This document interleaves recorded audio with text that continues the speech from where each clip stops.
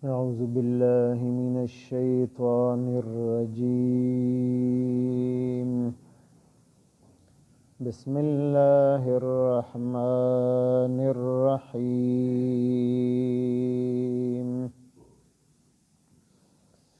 الذين يؤمنون بالغيب ويقيمون الصلاة ومما رزقناهم ينفقون والذين يؤمنون بما أنزل إليك وما أنزل من قبلك وبالآخرة هم يوقنون أولئك على هدى من ربهم وأولئك هم المفلحون. آمنت بالله صدق الله مولانا العظيم.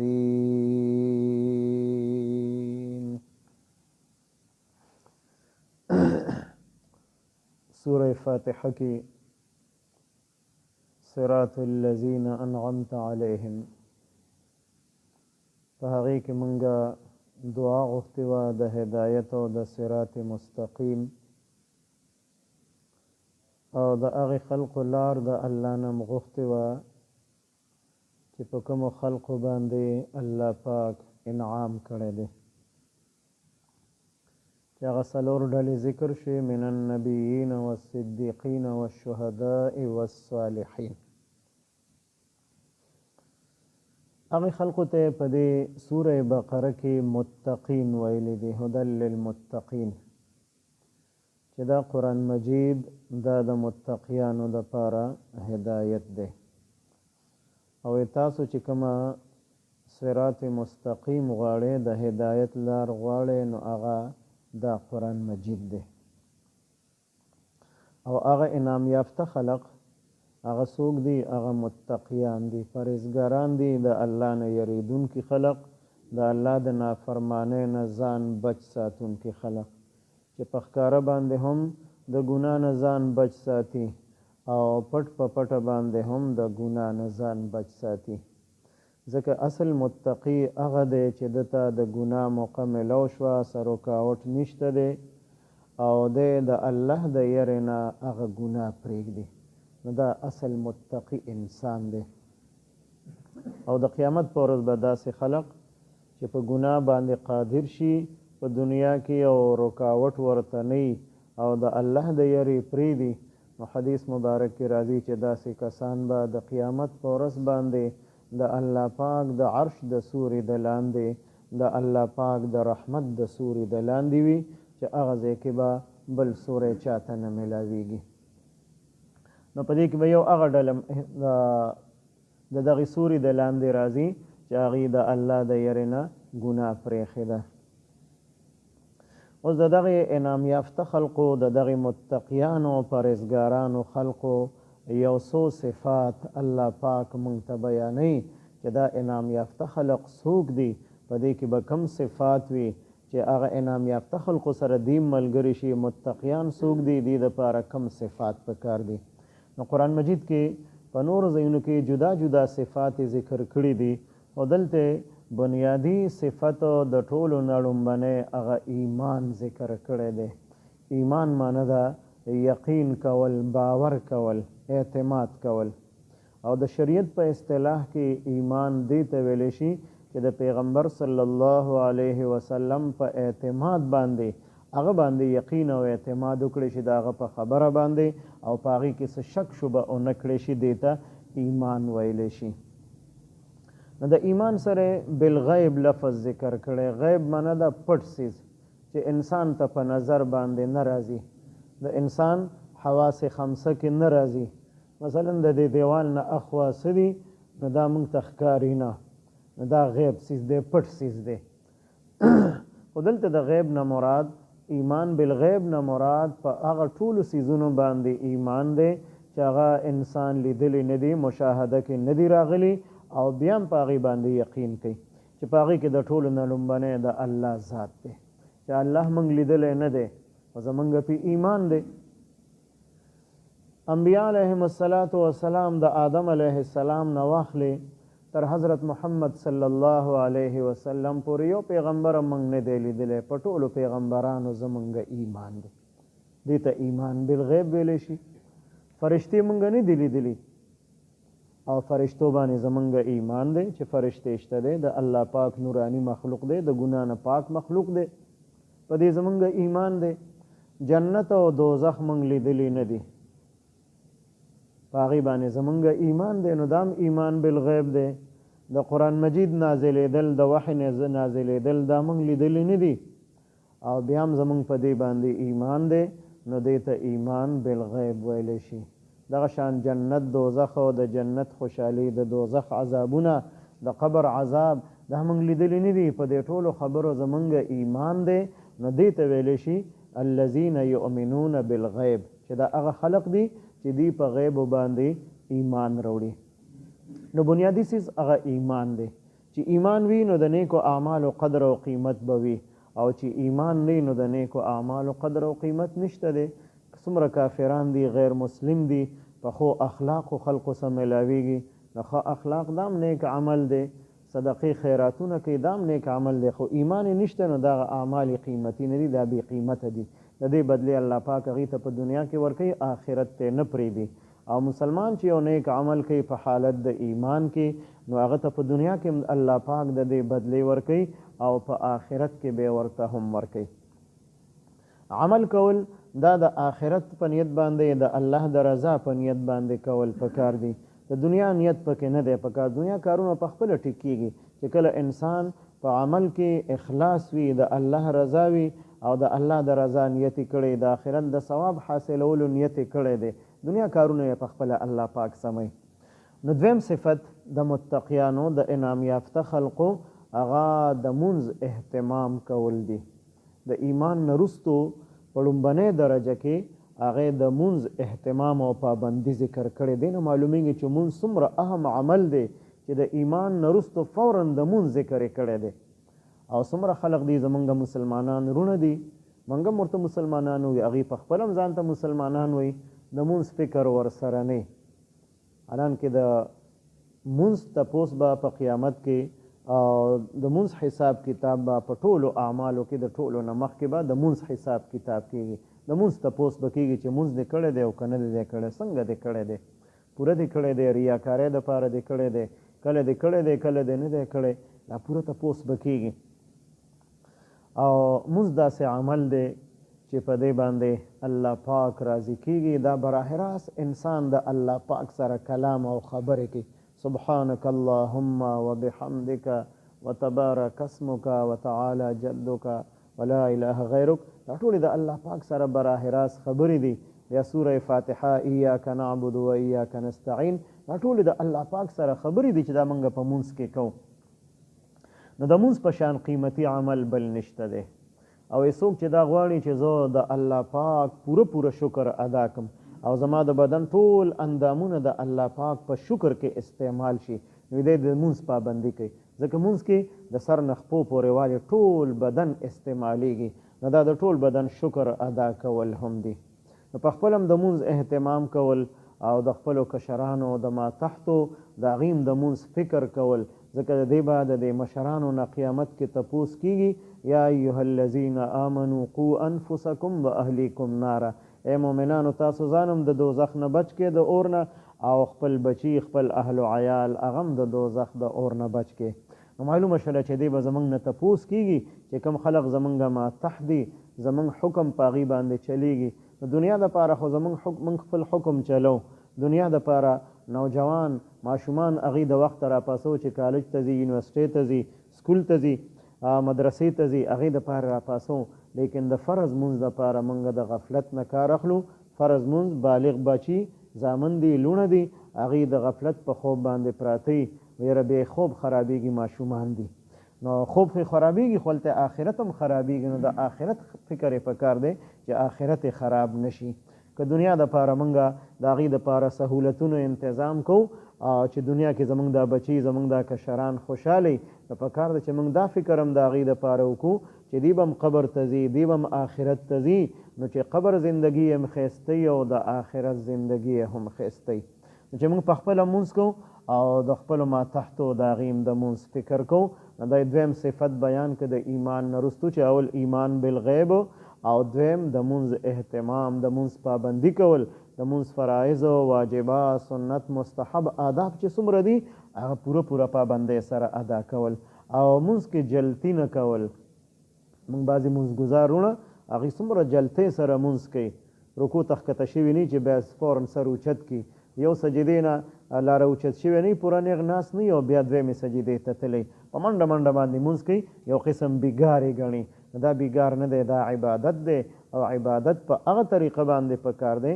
چې کومه طریقه په شریعت کې ثابت ده نبی علیه السلام فرمایي صلو کما رأیتمونی اصلي داسې مونځ وکړئ څنګه چې تاسو ما وینئ او زه مونځ کومه نو د نبی علیه السلام مونځ ډېر په آرام سره په دمې سره په استقامت سره هغې جلتي نه ده کړې په مونځ کې د مونځ چې کوم سبق دی کوم کلمات دي الفاظ دي چې هغه هم صحیح طریقې سره ادا شي او د مونځ کوم ارکان دي قیام رکوع سجده قومه جلسه قاعده د هر څه صحیح طریقې سره ادا کول دریم صفت د متقیانو د انعام یافته خلقو د الله په نوم باندې خرچ کول چې الله پاک دې ته کم مال ورکړی دی چې د هغې څه حصه د الله پاک په نوم باندې خرچ کړي د ټول مال خرچ کولو حکم نشته دی صحابو نه خو ثابت دي چې هغې ټول مال قربان کړی دی ابوبکر صدیق رضی الله عنه چې کور کې څه لیدلي دي ټولې د الله په نوم باندې د جهاد په چنده کې ورکړي دي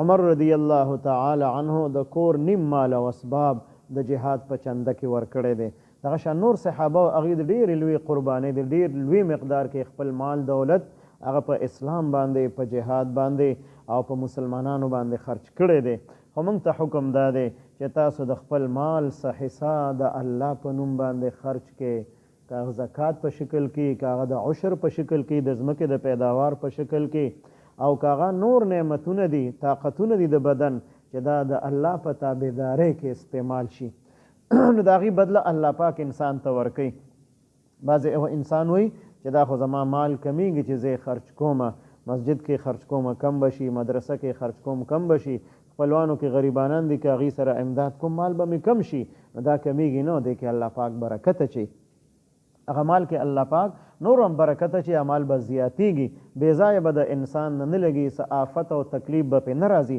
چې کوم یو انسان مستقل صدقه او خیرات کوي د مال به الله پاک حفاظت کوي او چې صدقه خیرات د الله په نوم ورکړه پکې نه هغه مال به ترې بې ځایه لګي هلاکیږي به بربادیږي به او دی به په هغې باندې پوهېږي نه ځکه برکت به پکې نه یو ایمان بالغیب دویم د مونځ پابندي او دریم د الله په نوم باندې خرچ کول څلورم صفت په قرآن مجید باندې ایمان راوړل قرآن مجید د الله پاک آخري آسماني کتاب دی د دې نه وروسته بل کتاب دنیا ته راتلو والا نشته دی او پنځم صفت د قرآن مجید نه مخکې چې کوم آسماني کتابونه او صحیفې نازل شوي دي په هغې ایمان راوړل چې دا په خپل وخت کې حق او سچ کتابونه او شپږم صفت د متقیانو د انعام یافته خلقو په آخرت باندې یقین ساتل قیامت شته دی دوباره ژوندي کېدل شته دی په دې باندې ایمان راوړل چې آخرت شته دی جزا او سزا شته دی حساب کتاب او جنت او دوزخ او د الله پاک د عدالت او د عدل او د انصاف فیصلې په دې باندې یقین کول دا د متقیانو صفات دي نو چې کله دا دومره صفات ذکر کړل شپږ صفات ذکر کړل نو د شپږ صفاتو بیا نتیجه اورئ په آخري آیت مبارک کې چې دا خلق چې دا کم صفات ذکر شو دا د خپل رب د طرف نه په سمه لار باندې وي دا هدایت یافته خلق دی انعام یافته خلق دی چې تاسو کوم دعا غوښتې وه په سوره فاتحه کې نو دې صفاتو ته ګورئ چې دا صفات تاسو په ځان کې پیدا کړئ او په نورو خلقو کې وینئ نه پوه شئ چې دا هغه انعام یافته خلق دي دا په صراط مستقیم باندې دي او آخري نتیجه دا اورولې ده چې دا خلق کامیاب هم دي موږ خو کامیابي د دنیا په مادي اسبابو کې ګورو چې چا سره مال ډېري چا سره ډېرې بنګلې او ډیر جیدادونه او کارخانه او مارکیټونه نو موږ دا کامیاب دی. نو الله فرمایي چې دا صفات په چا کې موجودي، ایمان بالغیب، د منځ قائم ساتل، د الله په نوم خرج کول، په قرآن مجید او د قرآن مجید نه مخکې کتابونو باندې ایمان، او د قیامت په ورځ باندې ایمان وي. دا خلق کامیاب دي. الذین هغه کسان یؤمنون چې هغوی ایمان راوړي بالغیب بغیر لیدلو، سی لیدلی نه دی، الله یې نه دی لیدلی، پیغمبران یې نه دی لیدلی، آسماني کتابونه نازلېدلي نه دی لیدلي، فرشتې، جنت، دوزخ او د قبر عذاب هیڅ نه دی لیدلي، او په دې ټولو خبرو باندې ایمان دی، نو دې ته ایمان بالغیب ویلی شي. دویم صفت ویقیمون الصلاة، او دوی قایم ساتي مونځ، 5 وخته مونځ پابندۍ سره ادا کوي. داسې نه چې زما خپله خوښه ده دا 4 مونځونه به کومه خو سارې خوب ځان له نه خرابوم، داسې به نه، بلکې د سحر مونځ د هغې ځان له خپل برکات دی. یا د مازدیګر مونځ دی، د انسان د دنیا د مصروفیاتو وخت دی، نو دنیا کارونه به وړاندې رستو کو، د مازدیګر مونځ به ادا کو، ځکه هغې ځان له په قرآن مجید کې ذکر دی حافظو علی الصلوات، د ټولو مونځونو حفاظت وکړئ، والصلاة الوسطی، او خصوصا د درمیانه مونځ حفاظت وکړئ. هغه د مازدیګر مونځ دی، منځنی مونځ، دې نه مخکې د ورځې 2 مونځونه دي، د سحر او د ماسپښین، او د دې نه وروستو د شپې 2 مونځونه دي، یو د ماښام یو د ماسخوتن. نو دا صلات وسطی دی، درمیانه مونځ. او حدیث مبارک کې راځي چا چې د مازدیګر مونځ قصدن عمدن قضا کو، نو داسې شوه لکه چې د ټول مال او بچي هلاک شو. یو انسان دی مثلا 10 بچي دي، 12 بچي دي، او ټولو باندې آفت راغی، په یو ځای ټول مړه شو، نو د زړه ته به څومره درد رسي. په لکونو او په کروڑونو روپو کاروبار دی، یکدم په هغې کې چې دی نو نقصان شو، هلاک شو هغه کاروبار، په هغې باندې څه آفت راغی، د زړه ته به څومره درد رسیږي. د دې نه زیات درد هغه د مازدیګر په مونځ قضا کولو باندې پکار دی. نو د مازدیګر د مونځ خصوصا اهتمام، او دغه شان د سحر د مونځ ورسره پابندي کول. نو چې مازدیګر او سحر مونځ یو انسان کوي، نو د باقي 3 مونځونه د ماسپښین، ماښام، ماسخوتن دا به ورته اساني. او ماسخوتن او سحر مونځ جمع سره ادا کول د دې څومره ثواب دی. فرمایي چې ماسخوتن مونځ جمع سره ادا که، داسې شوه لکه نیمه شپې په عبادت کې تېره کړله، او چې د سحر مونځ جمع سره ادا که، داسې شوه چې باقي نیمه شپې هم ټوله په عبادت کې تېره کړه. نو ماسخوتن او سحر مونځ جمع سره ادا کول، او ټوله شپې خوب وکړو، نو دا ټوله شپه خوب دایم په عبادت کې شمار شو، ټوله شپه په عبادت کې شمار شوله. او سحر مونځ انسان جمع سره وکړي، یا خپل حلال روزګار پسې روان شي. نو حدیث مبارک کې راځي چې د په لاس کې د رحمان جنډۍ، او چا چې سحر مونځ نه دی کړی، دغه شان پاسې د خپل کاروبار روان شو، د په لاس کې د شیطان جنډه ده. نو شیطان جنډه چې د چا په لاس کې راشي، د هغه کاروبار به سمې نه خوري. نو دریم صفت بیانوي ومما رزقناهم ينفقون، ومما او د هغې مال نه رزقناهم چې موږ ورکړی دی دوی ته. الله فرمایي چې دا مال خو درله ما درکړی دی، دا مال زما دی، ته مجازي مالک ګرځېدلی، دا به ستا نه پاتې کېږي په دنیا کې. چا ځان سره قبر ته یو نړو، چا ځان سره آخرت ته یو نړو، کفن کې جیب نشته دی چې جیب کې ځان سره کېدی، او دا پیسې ټکې دا ځان سره، یا سره زر سپین زر دا ځان سره یوسي، دا وی پاتې دی په دنیا کې. وی هغه مال ستا دی. حدیث مبارک کې راځي چې کم دی په ځان باندې ولګو د الله په دین باندې، او په نیکو کارونو کې دی خرج که، د ځان نه د مخکې خرج کو، وی دغه مال ستا دی. او چې ستا نه وروستو پاتې شو، هغه د وارثانو دی، بیا د هغې خوښه ده چې څنګه یې خرج کوي. نو د الله په نوم باندې د خپل مال څه حصه خرج کول، دا هم د متقیانو د انعام یافته خلقو دریم صفت دی. څلورم صفت والذین یؤمنون، او هغه کسان چې ایمان راوړي بما په هغه کتاب باندې انزل الیکا چې نازل شوی دی تا ته ای پیغمبر علیه السلام، چې هغه د قرآن مجید دی. نو د متقیانو په دې باندې ایمان دی. وما انزل، او په هغه آسماني کتابونو او صحیفو چې نازل شوي دي من قبل کا مخکې ستانه. تورات کتاب په حضرت موسی علیه السلام نازل شوی دی، زبور کتاب په حضرت داود علیه السلام نازل شوی دی، انجیل کتاب په حضرت عیسی علیه السلام نازل شوی دی، او دغه شان 100 صحیفې په مختلفو پیغمبرانو علیهم السلام نازل شوي دي. نو په هغې ټولو باندې زمونږ ایمان دی. د متقیانو په هغې باندې ایمان وي، خو عمل به په خپل کتاب په قرآن مجید باندې کو. او دغه شان په ټولو پیغمبرانو زمونږ ایمان دی. او زه د خپل پیغمبر صلی الله علیه وسلم په سنت طریقو باندې به عمل کوم. دلته د قرآن مجید ذکر مو کو، د قرآن مجید نه مخکې د آسماني کتابونو ذکر مو کو. خدای پکې اونو ویل وما انزل من بعدک، چې ستا نه وروسته به هم څه نازلېږي نو په هغې به هم دا متقیان ایمان راوړي. دې کې دې طرف ته اشاره ده چې په نبي علیه السلام باندې د نبوت او رسالت سلسله کامل او مکمل شوه. نه به بل کتاب آسمانی دنیا ته راځي او نه به بل پیغمبر دنیا ته راځي. که حضرت عیسی علیه السلام دنیا ته راځي هغه به هم د امتی په حیثیت راځي، پیغمبري به بحالي پیغمبري ختمه نه ده. خو چې راځي دنیا ته نو چاته به دا نه وایي چې زه پیغمبر یم په ما ایمان راوړی، بلکې د نبی علیه السلام د نبوت او رسالت دعوت به ورکوي، د قرآن مجید دعوت به خلقو ته ورکوي او په خپله هم په دې باندې عمل کوي. شپږم صفت وبالآخرة، او په ورځ د آخرت. آخرت معنی ده رستو، نو او دنیا معنی ده نږدې. نو دنیا موږ ته نږدې ده او آخرت را نه رستو دی، نو ځکه هغې ته آخرت ویلی شي. نو په آخرت باندې په قیامت باندې هم یوقنون، دوی یقین ساتي. دا وی د متقیانو او د انعام یافته خلقو صفات دي. چې دا دومره صفات ذکر کړو، اوس نتیجه په دوو جملو کې اورئ. لومبنۍ جمله اولئک، دغه کسان چې کوم صفات ذکر شو، علی هدن، دوی په سمه لار دي، من ربهم، د خپل رب د طرفه، د الله پاک د طرف نه دوی په هدایت باندې روان کړي شوي دي. موږ دعا غوښتې وه اهدنا الصراط المستقیم، الله موږ ته نیغه لار وښایه، نو هغه نیغه لار یې وښودله چې دا صفات په ځان کې پیدا کړې، نو تاسو به په سمه لار باندې روان یې.